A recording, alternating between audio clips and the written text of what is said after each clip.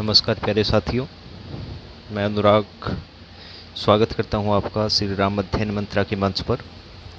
मित्रों, राम नाम महिमा शुरू हो गई है। तीसरा पार्ट जो आरपीएससी द्वारा प्रस्तावित है कवितावली उत्तरकांड से, जिसके भव्य कवि हैं तुलसीदास। तो आज पद संख्या लेकर आया हूं मैं 93 से 95 तक, और पद संख्या 93 आपके सामने है जो सवैया छंद में है। मित्रों, सबसे पहले इस पे चर्चा कर लेते हैं। सबसे पहले इसको पढ़ लेते हैं, उसके बाद में कठिन अर्थ, उसके पश्चात व्याख्या विश्लेषण और इसकी विशेषताएं, काव्य विशेषताएं। तो पद संख्या 93 में दे रखा है, काकी योजोग अजामिल जुगनि का कबहि मति प्रेम पगाई, व्याध सो को साधु पनो कहिए अपराध अगाधनि में ही जनाई, करुणा कर की करुणा करुणा हित नाम सुहेत, जो देत दगाई काहे को खीजिए, रीझिए पे तुलसी हु सोहे बलि सोई सगाई। यहाँ तक देखते हैं मित्रों। तो सबसे पहली बात तो, अगर इन प्रत्येक पंक्ति के अंतिम अक्षर को आप देखते हो, अंतिम शब्द को देखते हो, क्षमा करना, पगाई, जनाई, दगाई, सगाई। अगर इन देखो, अनुप्रास का एक भेद है, अंत्यानुप्रास अलंकार। अंत्यानुप्रास अलंकार ये कहता है कि किसी शब्द, किसी वाक्य या छंद के चरण के अंत में, चरण मित्रों हिंदी में एक पंक्ति को कहते हैं छंद की। तो अगर छंद के चरण के अंत में अंतिम दो स्वरों की बीच के व्यंजन सहित यदि हो तो, उसकी आवृत्ति हो, तो वहाँ अंत्यानुप्रास अलंकार होता है। अगर इन चारों में देखें तो अंतिम दो स्वर देखने हैं, तो गा, ना, गा और गा, इनमें आ स्वर आया है और इसमें चारों में ई स्वर आया है, एक जैसे स्वर आ रहे हैं। बीच का व्यंजन यदि हो तो यहाँ गे आ रहा है, यहाँ न आ रहा है, यहाँ गए, यहाँ गए, तो यहाँ अंत्यानुप्रास अलंकार हो गया साथियों। अब इसमें कठिन अर्थ इतने नहीं हैं।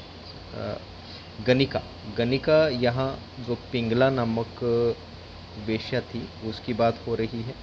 अजामिल जो कसाई था उसकी बात हो रही है। मति का अर्थ होता है बुद्धि, प्रेम का अर्थ होता है प्रेम, पगाई का मतलब डूबी हुई थी, पगना मतलब डूबना। व्याध ये भी एक पापी था।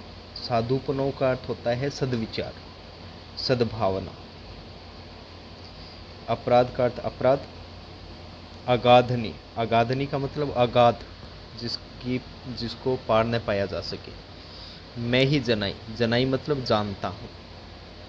करुणा कर, करुणा करने वाले या दया करने वाले। करुणा हित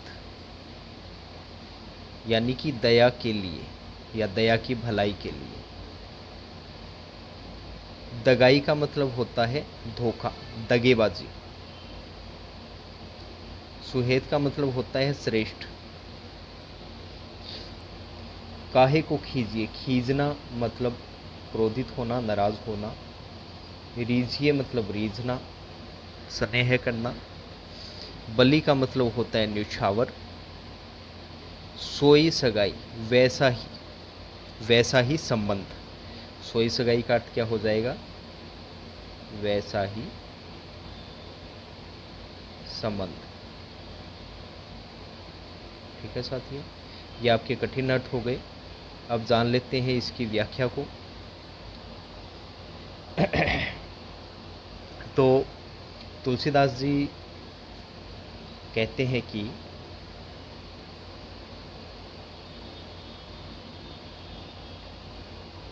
तुलसीदास जी भक्ति का प्रमाण प्रस्तुत करते हुए कहते हैं कि भाई एक, हे मेरे प्रभु, हे मेरे राम, आप ही मुझे बताइए कि अजामिल ने ऐसा क्या कर दिया था, ऐसा कौन सा, जोग का मतलब होता है योग, ऐसा कौन सा योग कर दिया था कि आपने उसका उद्धार कर दिया। अरे अजामिल तो एक कसाई था, एक पापी ब्राह्मण था, उसने ऐसा कोई योग भी नहीं किया था जिसके कारण आपने उसका उद्धार कर दिया। और गणिका अर्थात जो पिंगला नाम की वेश्या थी, उसकी भी बुद्धि थी, वो ऐसे कौन से प्रेम में डूबी हुई थी कि आपने उसका भी उद्धार कर दिया। मतलब यहाँ पे ये व्यंजित हुआ है कि उन दोनों ने तो ऐसा कुछ किया भी नहीं, तब भी आपने उसका उद्धार कर दिया, और आप तो मेरी तरफ देखते ही नहीं। फिर आगे आप ये बताइए कि जो व्याध है उसका साधुपना तो सब जानते हैं, उसकी सद्भावना तो सब जानते हैं, सद्विचार सब जानते हैं, उसको तो मैं भी भली प्रकार से जनाई मतलब जानता हूँ, और उसने जो अगाध अपराध किए हैं उसको भी भली प्रकार से जानता हूँ, जो उसका भी आपने उद्धार कर दिया। क्या मैं जानता नहीं क्या कि जो व्याध है उसने इतने अगाध अपराध किए जिसे पार भी नहीं पाया जा सके, इतने अपराध उसने किए फिर भी उसका उद्धार कर दिया। हे करुणाकर, हे दया करने वाले, हे करुणा करने वाले, आप तो करुणा की क्या करते हैं, रक्षा करते हैं, यानी कि जो दया दया होती है, दया का भाव होता है, आप तो उसकी भलाई करते हैं। लेकिन फिर भी लोग क्या करते हैं, आपका जो श्रेष्ठ नाम है वो लोगों को बता बता कर कि भाई आपका नाम लेने से ये हो जाएगा, आपका नाम लेने से ये हो जाएगा, तो ऐसा श्रेष्ठ नाम लेकर भी वो क्या करते रहते हैं, आपको धोखा देते रहते हैं। परंतु आज तक मैंने ऐसा कभी नहीं किया है, मैं तो केवल इतना ही बता रहा हूँ कि आपने इसका उद्धार किया, आपने इसका उद्धार किया। अब हे प्रभु, काहे को खींचिए, आप मेरे से क्यों नाराज़ होते हैं, आप मुझसे क्यों खींच रहे हैं। हे मेरे प्रभु राम, आप तो मुझसे स्नेह कीजिए, आप मुझ पर रीझ जाइए। तुलसी सुहु सो है बलि सोई सगाई। फिर आगे तुलसीदास जी कह रहे हैं कि मेरा भी आपके साथ वैसा ही संबंध है, आप ऐसा ना समझिए, मैं तो आप पर क्या जाता हूँ, निछावर जाता हूँ। तो साथियों, ये हो गया पद संख्या आपका 93। अब यहाँ पर अनुप्रास अलंकार, पुनरुक्ति प्रकाश अलंकार का भी प्रयोग हुआ है। करुणाकर में और करुणाहित में यमक अलंकार आया है। अगर बात करें अपराध अगाधनी का, यहाँ फिर अनुप्रास अलंकार आया है। तो साथियों, सोई सगाई के अंदर, देत दगाई के अंदर फिर अनुप्रास अलंकार का सुंदर प्रयोग किया है। तो कह सकते हैं कि जो कवितावली में राम नाम महिमा है वो अनुप्रासिक शब्दावली में लिखी हुई है। अब चलते हैं पद संख्या 94 की ओर। ये आपके समक्ष है पद संख्या 94। सबसे पहले इसको पढ़ लेते हैं। जे मद मार विकार भरे ते आचार विचार समीप न जाही, है अभिमान तऊ मन में जन भासी ये दूसरे दिन न पाही। जो कछु बात बनाई कहो तुलसी तुम में तुम हूँ उर माही, जान की जीवन जान तो हो हम तुमरे तुम में सक नाही। यहाँ तक देखते हैं वही सवैया छंद साथियों, और फिर वही अंत्यानुप्रास अलंकार का सुंदर प्रयोग यहाँ पर किया गया है। मदमार में फिर अनुप्रास अलंकार का सुंदर प्रयोग किया गया, और यहाँ पर देखिए जान की जीवन जानत, यहाँ पर फिर अनुप्रास अलंकार के वृत्ति अनुप्रास अलंकार का प्रयोग किया गया है। वृत्ति अनुप्रास अलंकार, अनुप्रास का ये एक भेद है, बड़ा सुंदर प्रयोग यहाँ पर किया गया है। कठिन अर्थ को जान लेते हैं। देखिए, मद का मतलब होता है एक प्रकार से नशा। जो मदोन्नत रहते हैं, मद के अंदर उन्मत्त रहते हैं, पागल रहते हैं। और फिर यहाँ जो मार दे रखा है, मार का अर्थ क्या होता है, काम। मार का अर्थ क्या होता है, काम। तो कह सकते हैं कि यहाँ पे जो बात आती है मद की, मोह की, काम की, क्रोध की और लोभ की, साथियों ये 5 ऐसे गुण बताए हैं जो व्यक्ति को पूर्णतः खराब कर देते हैं। काम, मद, मोह, क्रोध और लोभ। और यही व्यक्ति का क्या कर देते हैं, पूर्णतः बिगाड़ कर देते हैं। अब आगे देखें, विकार का अर्थ होता है विकृति, बुरी आदतें। भरे मतलब भरे हुए हैं। आचार विचार, आचार का मतलब होता है सद्व्यवहार, विचार का मतलब सद्विचार। समीप न जाहि, न मतलब नहीं, जाहि मतलब जाते हैं, समीप मतलब पास। है अभिमान तऊ, फिर भी मन में, मन का मतलब मन में हो जाएगा। जन मतलब जनता हो जाएगा। भाषीय मतलब बोलते हैं, दूसरे मतलब दूसरों को। दीनन मतलब दीनों को। पाही मतलब पाकर। पास जाकर, जो कछु बात बनाई कहो, कुछ भी बात बनाकर यदि मैं कहूँ मतलब कहता हूँ, तुलसी का अर्थ तुलसी हो जाएगा। तुम में, यहाँ देखिए मित्रों, तुम में तुलसीदास जी कह रहे हैं कि मैं तुम में हूँ, मैं तुम्हारा हूँ, तुम हूँ, और तुम उर मतलब हृदय, माही मतलब में, और तुम मेरे हृदय में हो। जानकी, अब यहाँ श्री राम को जानकीनाथ कहकर पुकारा गया है। जीवन जानत हो हम हैं तुम्हारे, और आप भली प्रकार से जानते हो कि हम तुम्हारे हैं। तुम में, हम तुम्हारे अंदर है। शक नाही, इसमें शक का मतलब होता है संदेह है, संदेह नहीं है। शक का अर्थ होता है संदेह है। पूरी व्याख्या विश्लेषण इसका जान लेते हैं। तो अब तुलसीदास जी कहते हैं कि जो, देखिए मित्रों, यहाँ तुलसीदास जी सीधे सीधे श्री राम को कहते हैं कि हे मेरे प्रभु राम, जो लोग हैं वो 5 प्रकार के विकारों से घिरे हुए हैं। मद, मोह, लोभ, क्रोध, काम इत्यादि से पूरी तरीके से क्या है, भरे हुए हैं। इसलिए वो सद्व्यवहार, सद्विचार के समीप न जाहि, मतलब पास भी नहीं जाते हैं। और फिर भी वो अपने मन में ये अभिमान लिए फिरते रहते हैं, और जो दीनन मतलब जो दीन होते हैं उनके साथ ऐसे ही विकृत स्वभाव में वो बातचीत करते रहते हैं, ऐसे व्यवहार करते हैं। और दूसरा इसका ये भी हो सकता है साथियों कि जो लोग क्या करते हैं, आपके पास आते हैं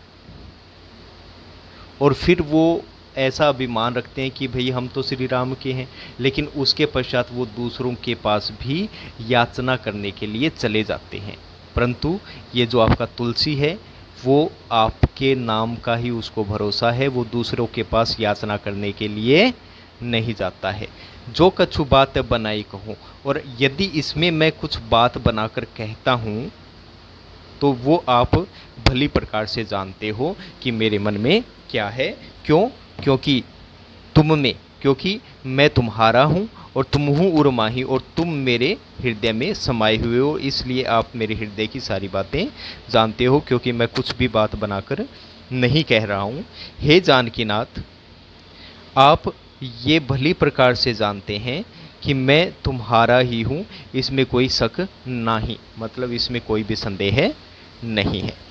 तो साथियों, ये पद संख्या आपका हो गया 94, और आज के वीडियो का अंतिम जो पद है 95 नंबर, उस पर चर्चा कर लेते हैं।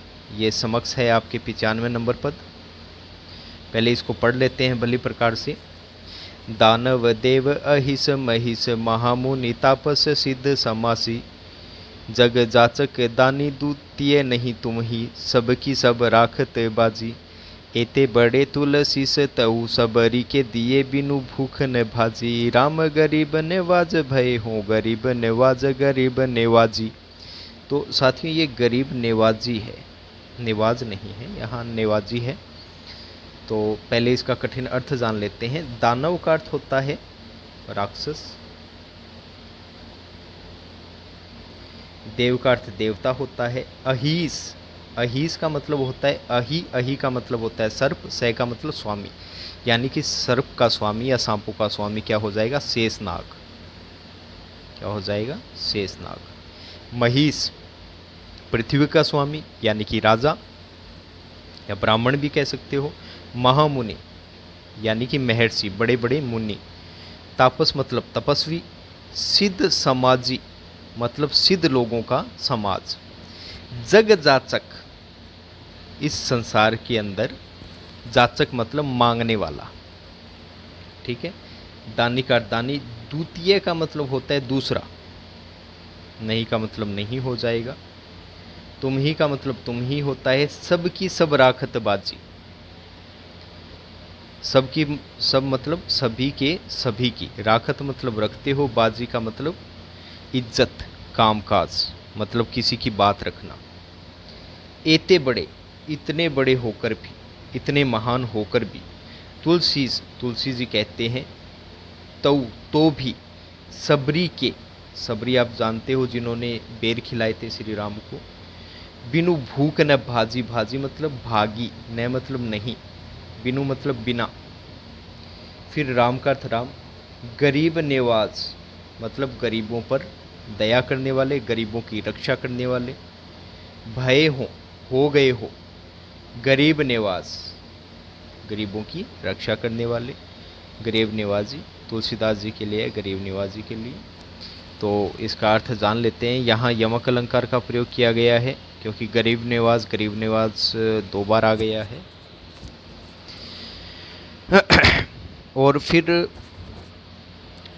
यहाँ अनुप्रास अलंकार का तो प्रयोग नहीं है, फिर भी अंत्यानुप्रास अलंकार का यहाँ प्रयोग है। अब इसका हिंदी अर्थ व्याख्या विश्लेषण जान लेते हैं।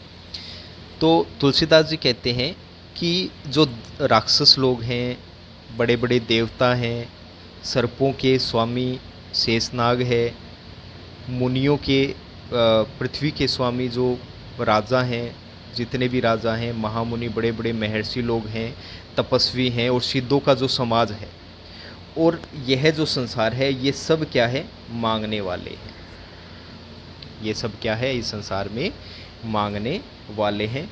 दानी द्वितीय नहीं तुम ही, और तुम्हारे जैसा दूसरा इस पृथ्वी पर कोई दानी नहीं है, या तीनों लोकों में कोई दानी नहीं है, क्योंकि आप सभी की जो लाज है, जो बात है, वो क्या हो, रखते हो। इतने बड़े होकर भी, आगे तुलसीदास जी कह रहे हैं कि आप इतने बड़े होकर भी आपने सबरी के दिए हुए झूठे बेरों से भी आपकी भूख नहीं मानी। अभी आप इतने महान हो, आप इतने अद्वितीय दानशील हो, आपकी सब याचना करते हैं, लेकिन आप इतने महान होकर भी आपकी जो भूख है वो सबरी के झूठे बेर खाने से ही भागी, उनके बिना नहीं भागी। हे मेरे राम, यहाँ पर संबोधन किया गया है, हे गरीबों के रक्षक, आप गरीब निवाजी, आप गरीबों की रक्षा करने के कारण क्या हो गए हैं, गरीब निवाज भय हो मतलब हो गए हैं। यहाँ ये हो जाएगा, पहला तो संबोधन हो गया, फिर दूसरा गरीब निवाज मतलब गरीबों की रक्षा करने वाले, और फिर तीसरा राम के लिए नाम आ गया कि आप गरीब निवाज हो गए हैं। और तुलसी जी भी इसी स्थिति में आते हैं, ठीक है, इसलिए आपने उनकी लज्जा रख ली। तो यहाँ तक अपने पद संख्या 93, 94 और 95 हो गए हैं। और मित्रों, उम्मीद है कि अच्छे से समझ में आया होगा, और अगर कुछ समझ में नहीं आता है तो आप कमेंट बॉक्स में कमेंट कर सकते हैं। तब तक के लिए श्री राम अध्ययन मंत्र अनुराग सर को इजाज़त दीजिए। जय हिंद, जय भारत साथियों।